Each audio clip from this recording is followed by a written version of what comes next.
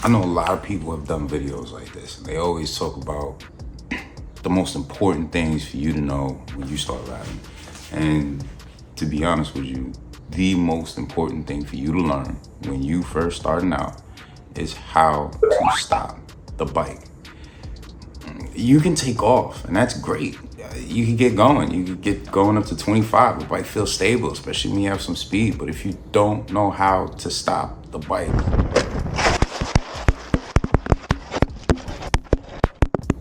all that speed means nothing. It means absolutely nothing. So the first thing I suggest that you do is learn how to stop the bike. All right. There's, especially if you live in the city, there's just too many instances where you have to stop.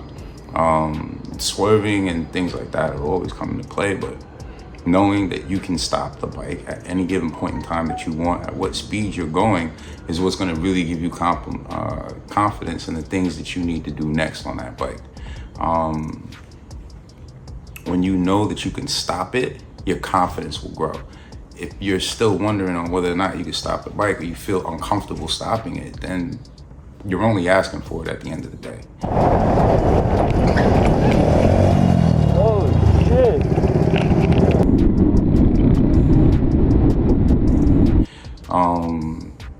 Especially like how to use the brakes or when to use which brake. You get two. If you want to stop the bike immediately, of course you're gonna have to use both brakes, but getting to know both the front brake and the rear brake and when to apply them is really what's gonna make you a safer rider. All right, the second thing that you gotta learn as a motorcyclist is what lane position to be in. All right, we already know that in each lane, there are 3 lane positions for you to take.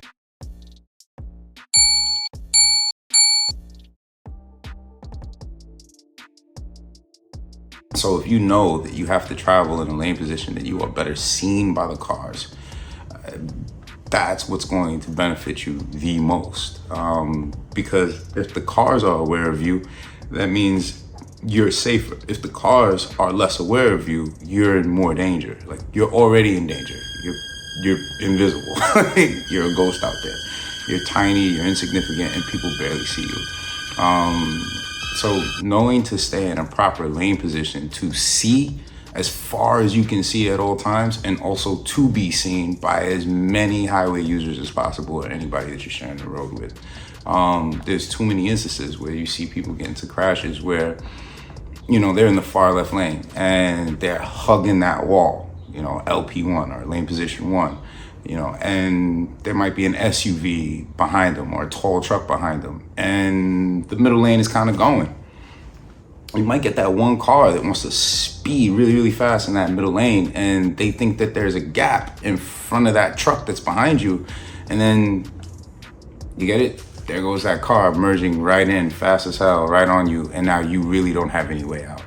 So I would always strongly suggest is place yourself where that car can see you sooner. Instead of staying to the far left close to the wall, maybe you should try playing that line a little bit better, and that way you also have a better way out. You have 2 options, right? You could take that white line all the way up, or now you have cushion to go to the left towards the inside. Just bad lane position usually gets a lot of bikers in trouble, and then when the car comes in, they're like mad, they're upset, they're trying to figure out why, but they never put themselves in a position to be seen, so the driver wouldn't make that kind of a choice. So definitely lane position. Number 3 is attention. Right? What I see most of all is just that there's just certain lack of attention that you have when you start getting comfortable or when you start riding, and like things just come out of nowhere, and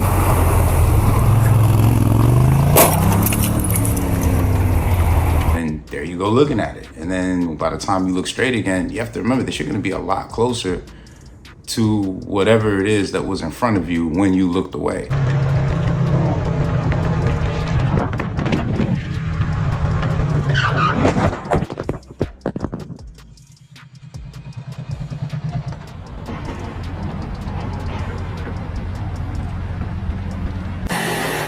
So when you're on the bike, you have to treat it like a job a little bit, in terms of you searching and looking and constantly scanning to see what's next. I think there's a big thing that people miss, and that's knowing the feet per second that you're actually traveling when you're on the bike.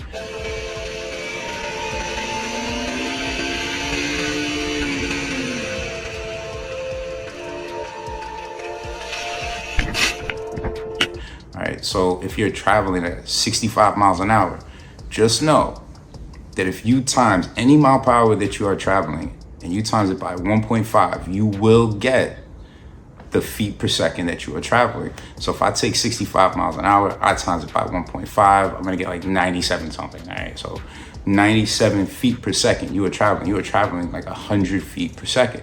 So if you're on that motorcycle traveling at 65, which I know y'all don't do, all right? So you're traveling at 65 miles an hour and you do this. One, you just traveled 100 feet. Like, you have to understand that that was 100 feet that you just traveled, all right? And now whatever is in front of you is now 100 feet closer, all right? So if you were already 200 feet away from a car, right? And you did this, that car is starting to stop, and then you look forward again, you're 100 feet closer to it. And then what? It takes us time to kind of perceive what the hell is going on and then to react to it, which is going to cost you about another second and a half just to get to the controls and stop the bike. You're still traveling at 65. You may or may not stop in time.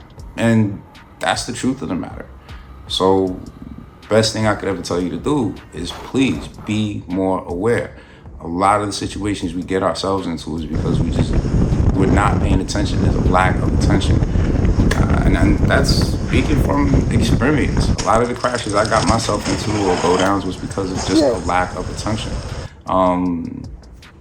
How can I fight that? Pay more attention. It's that simple. Yeah.